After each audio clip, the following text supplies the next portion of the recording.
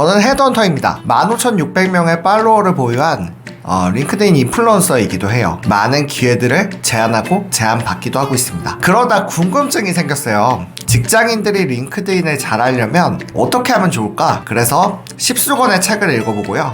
$150 이상을 들여가면서 링크드인을 공부를 했습니다. 그런데 막상 정리를 하다 보니 외국의 사례와 용도들을 그대로 국내에 적용하기에는 너무나도 다른 부분들을 발견을 하게 됐어요. 오늘은 우리가 흔히 링크드인을 활용할 때 오해하고 있는 세 가지랑 그리고 오직 직장인의 이직만을 위한 링크드인 활용법에 대해서 말씀드려보도록 하겠습니다.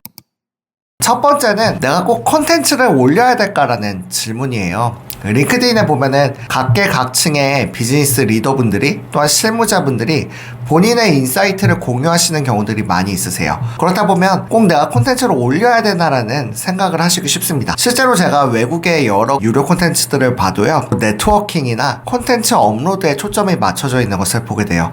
여러분이 만약에 퍼스널 브랜딩을 하거나 사업체가 있다라거나 인사 담당자로서 인재를 채용한다라고 할 때는 콘텐츠를 올리는 것을 장려드립니다. 저 같은 경우에도 콘텐츠를 올림으로써 많은 고객사들을 확보하기도 하고요. 또 저한테 컨설팅 신청하시는 분들도 90% 가까이가 링크드인을 통해서 오고 있어요. 하지만 일반 직장인들 같은 경우에는 한번 생각해 보셔도 좋을 것 같아요. 과연 내가 콘텐츠를 올리는 것이 이직의 확률을, 기회를 더 넓혀주는지요. 미국이나 유럽 같은 서양의 경우에는 본인을 어필하시는 경우가 더 많은 기회를 제안받을 수 있는 것 같아요. 근데 아쉽게도 국내의 경우에는 아직은 좀 시기상조라는 느낌이 듭니다. 특히 대기업에 다니시는 경우에요. 만약에 콘텐츠를 업로드한다라고 하시면요, 저 친구 이직하는 거 아니야? 저 친구 한가한가 보네? 왜 계속 저런 거 올리지? 좋은 제안보다는 주변 동료들의 따가운 시세머린 시선을 받으실 확률이 더 높아요.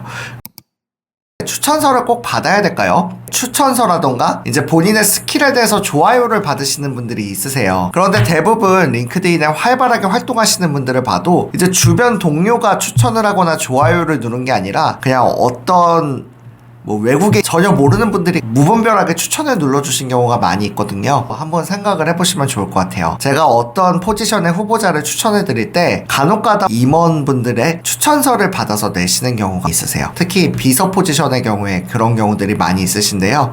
근데 사실 참고만 하지 그것이 어떤 특별한 장점으로 작용하는 경우는 제가 봤을 때는 잘 없어요. 또 스스로 어느 포지션에 지원을 할 때도 그분들의 추천서가 큰 영향을 준다라고 생각하지 않습니다. 대부분 채용이 확정된 다음에 이제 마지막 검증하는 단계에서 참조하게 되지 이직 자체의 성패를 결정하는 데는 미치는 영향은 미비하다라고 생각이 돼요. 이 부분을 링크드인 추천서로 가지고 오면요, 사실 추천서를 받으신 분도 많이 없고요, 요구하기도 쉽지 않을 것 같아요. 제가 만약에 어떤 후보자분을 잘해서 입사를 하셨어요. 근데 제가 그분한테 추천서를 써달라고 하기가 서로 껄끄럽겠죠. 그분 같은 경우에 고마워서 써주실 수도 있겠지만 저를 통해서 이직했다라는 걸 광고하는 것도 아니고, 또 제가 반면에 그 후보자분한테 너무 좋았어요 하고 써주시기에도 우리나라의 문화에서는 조금 굳이라는 느낌이 들기도 해요. 혹시 추천서를 받아야 될까? 이런 부분이 고민이시라고 하시면 그게 미치는 영향도 미비할 뿐더러 요청을 하시기에도 상당히 좀 번거롭다라는 거를 기억을 해주시면 좋을 것 같아요. 꼭 일촌이 많아야 될까요? 저 같은 경우에는 이제 헤드헌터 크리에이터로서도 활동을 하기 때문에 이제 많은 일촌들을 보유를 하고 있죠. 사실 초반에는 전략적으로 일촌을 맺었습니다. 그리고 지금은 어떤 컨텐츠가 이제 흔히 말하는 터졌을 때 하루에도 막 200~300명이 이렇게 일촌을 신청하시기도 해요. 근데 일반 구직자분들 같은 경우에는 1촌이 미치는 영향은 상당히 미비하다라고 생각이 됩니다. 이직을 하는데 1촌의 수가 많고 적음이 절대 영향을 미치지 않습니다. 여러분이 퍼스널 브랜딩 목적을 가지고 계시거나 크리에이터로서 아니면 포지션이나 회사를 홍보하시는 목적이 아니라고 한다면 1촌의 숫자는 무의미하다라고 보셔도 괜찮을 것 같아요. 물론 이제 인스타그램 팔로워처럼 내 성취에 대한 만족이 되실 수는 있겠지만 사실 1만이 되든 2만이 되든 여러분들이 느끼시는 변화는 크게 없으실 거예요. 여러분들이 어떤 컨텐츠를 올리고 활동을 하시는 게 아닌데 이렇게 무분별하게 1촌을 많이 맺는 것도 별로 도움이 되지 않는다라고 생각이 됩니다. 만약에 껄끄러운 직장 동료가 1촌에 맺어져 있다라고 하면 오히려 불필요한 오해를 살 수도 있겠죠. 여러분들이 링크드인을 하시는 목적이 어떤 거세요? 만약 여러분들이 퍼스널 브랜딩이나 여러분 스스로 알리고자 한다면 컨텐츠도 중요하고 추천인도 중요하고 그리고 1촌 숫자도 중요하겠죠. 근데 여러분들이 만약 내가 평범한 직장인으로서 이직을 가장 우선순위에 둔다라고 하면 제가 볼 때 가장 중요한 것들은 여러분들이 발견되는 것이라고 생각이 됩니다. 적합한 기회에 발견되는 거죠. 그렇다면 저 같은 헤드헌터나 리크루터들은 어떻게 사람을 찾을까요?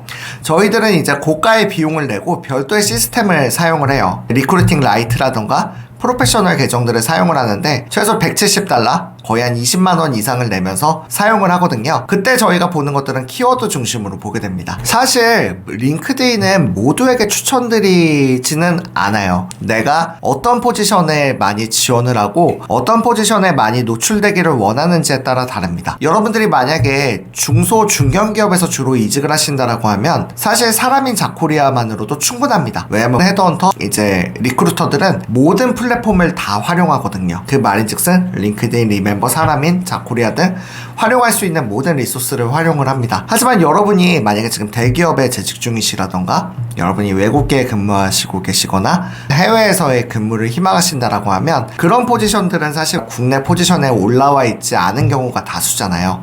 저도 많은 외국계 포지션을 진행을 했지만 제 포지션이 사람인 자코리아에 올랐던 적이 단 한 번도 없습니다. 링크드인에서도 컨피덴셜로 진행한 경우도 많이 있거든요. 네, 내가 만약에 영어에 많이 노출되는 환경이고 대기업에 이직을 희망하고 외국계, 특별히 아직 우리나라에 알려지지 않은 곳에 지원을 하기를 원하신다라고 하면 그때는 링크드인을 하시는 것을 적극 권장드립니다. 조금이라도 더 많은 기회에, 조금이라도 더 좋은 기회에 발견되기 위함이죠. 질문이 하나 남습니다. 링크드인 어떻게 하면 돼요? 여기까지 영상을 보신 분들에게는 선물로 오직 직장인의 이직을 위한 링크드인 가이드북을 무료로 드리려고 해요. 여기서는 여러분들이 어떻게 프로필을 세팅하고 어떻게 헤드라인을 세팅하고 어떻게 경력을 세팅하면 여러분들이 좀 더 많은 기회, 좀 더 좋은 기회, 남들이 알지 못하는 기회에 오픈될 수 있는지 조금 제가 이렇게 개략적으로 아실 수 있게 적어놨으니까요. 여러분도 한번 참고해 보시면은 링크드인에 세팅하는데 도움이 되실 것 같습니다. 플랫폼을 쓰든 컨텐츠를 하든 어떤 행동을 할 때 가장 중요한 거는 명확한 목표의식인 것 같아요. 여러분들이 발견되기 위해서, 조금이라도 좋은 기회를 만나기 위해서 링크드인을 활용해 보실 것도 한번 권장드리고요. 다음에는 이제 헤드라인을 어떻게 구성하고 경력사항을 어떻게 적는지 좀 더 자세하게 한번 말씀드려 보도록 하겠습니다. 네, 여러분들 분명 잘 되실 겁니다. 이직의 정석 정구철입니다. 감사합니다.